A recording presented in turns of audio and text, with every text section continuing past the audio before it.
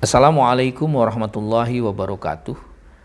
Yang saya hormati Bapak Ketua MUI dan Bapak-bapak serta hadirin peserta musyawarah di Komisi Fatwa.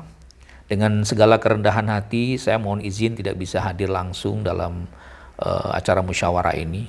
Tetapi sebagai bentuk tanggung jawab moral saya sebagai anggota dari Komisi Fatwa, izinkan saya kalau berkenan menyampaikan sedikit catatan, mudah-mudahan ada manfaatnya untuk bahan diskusi kita pada musyawarah kali ini.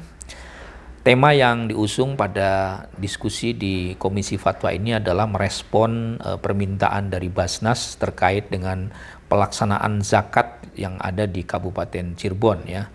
Saya ingin sedikit saja memberikan poin. Yang pertama sebagai prolog bahwa yang paling banyak menjadi maudhu'ul ijtihad, ya, objek ijtihad dalam tradisi pemikiran fikih itu biasanya adalah aspek muamalat. Jadi muamalat ini membuka ruang seluas-luasnya untuk dilakukan ijtihad ya. Dan zakat ya dalam paradigma hukum Islam itu juga bagian dari aspek muamalat. Karena dia bagian dari aspek muamalat, maka dia membuka ruang untuk dilakukan ijtihad baru atau rekonstruksi ijtihad.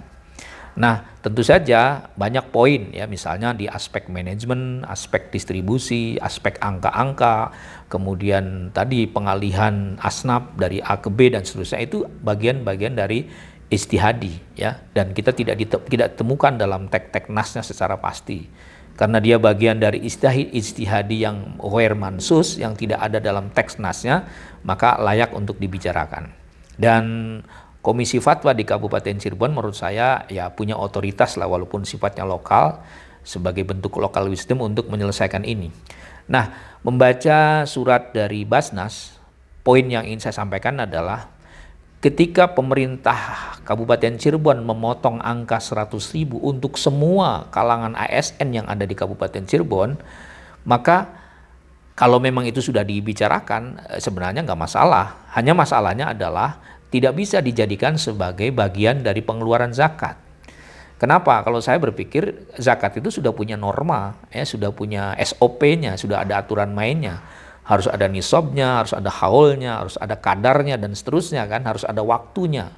Kalau angka 100 itu kan sifatnya rata-rata dan kemudian dianggap oleh ASN sebagai bagian dari kewajiban zakat, saya kira ini nggak proporsional. Perlu ada edukasi dan pencerahan kepada para ASN agar memahami bahwa angka 100.000 menurut saya itu bukan bagian dari zakat, tapi lebih merupakan infak dan sedekah. Satu catatannya. Saya kira dalilnya jelas lah ya, karena zakat akan berbeda. Kemudian yang kedua, boleh jadi ASN itu kan tidak semuanya punya kewajiban untuk membayar zakat. Jadi kalau dipukul rata, semua harus mengeluarkan zakat.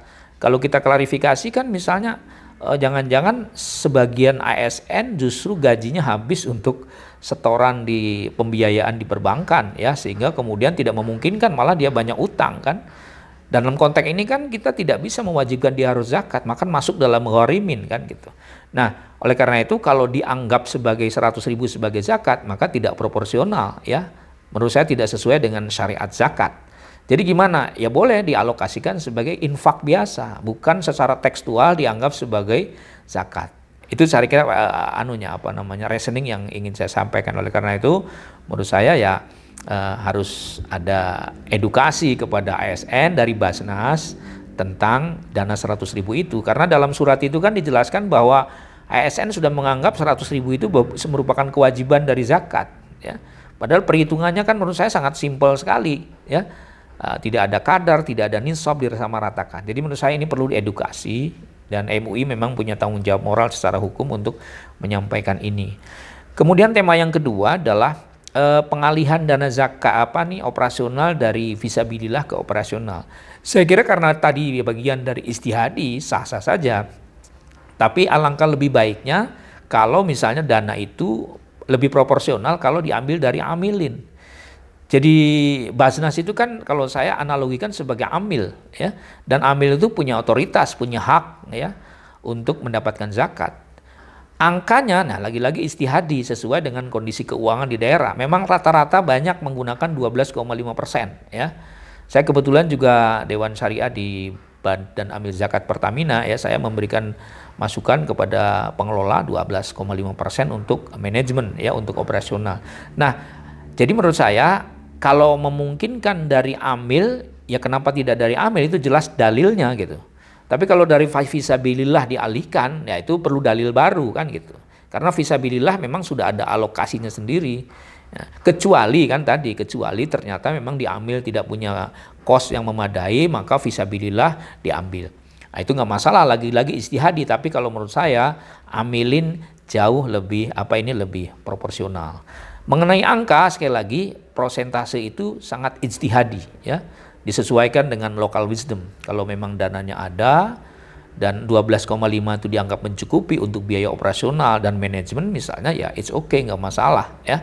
Tapi kalau ternyata misalnya kosnya besar lalu kemudian beristihad di kalangan Basnas ya pimpinannya untuk misalnya mengambil alokasi 15%. Asal tidak boleh lebih dari 20% menurut saya ya, karena ketika manajemen operasional lebih dari 20% dalam banyak pengalaman di Indonesia rawan terjadinya, mohon maaf ya, rawan terjadinya ya berbagai hal yang tidak diinginkan. Oleh karena itu dibatasi aja minimal maksimal 20% dan silakan istihadnya disesuaikan dengan local wisdom.